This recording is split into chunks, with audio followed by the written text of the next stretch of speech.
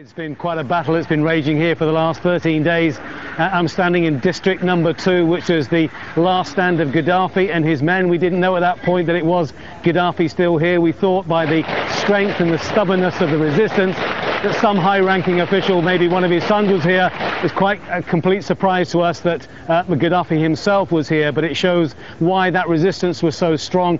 Basically, the fighters have been surrounding this place. They've been moving ever closer on a daily basis. They've pummeled this area, and you can see behind me the pot marks on the walls. I don't think there's a building here, certainly not in district number 2, but probably not in Sirte, that hasn't been touched in some way by this conflict. It's a complete and utter desolation, some say like Armageddon.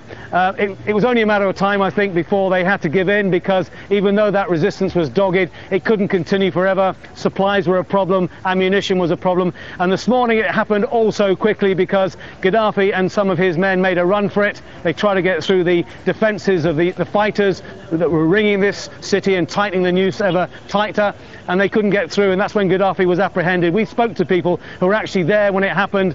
They described to us how the ex-leader, he didn't say a word. He basically was pushed to the ground. He was almost stripped naked, and he was shot at some point. We don't know exactly the details of that, and we do know that under massive protection he was put in a convoy that then sped towards Misrata, and we understand he died on the way to Misrata. But as you were saying before, details are a bit sketchy. I think a lot of people will be relieved that he's dead because, you know, alive, even in captivity, he could still rally support. He could still cause problems for the new government. Dead, he can't do that. And this is a form of closure, I think, and a beginning for the new Libya. And people here, they've been celebrating. They've gone away now because they've gone to other places, and they've been rounding up stragglers of Gaddafi's regime who are still hiding out in the city. So it's not completely safe, but basically the fighting is pretty much over.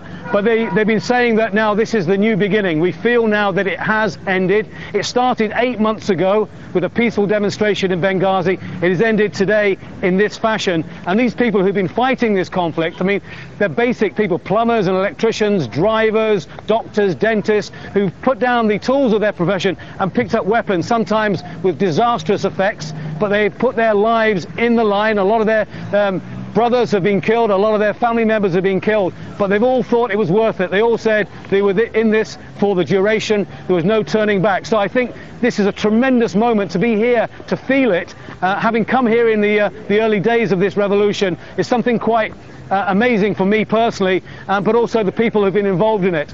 Where they go from here now is in their hands, of course.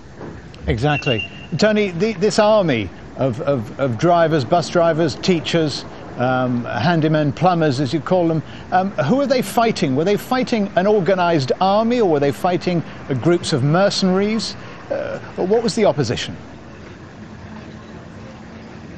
I think it's a combination of all those. I mean, Gaddafi for sure had mercenaries.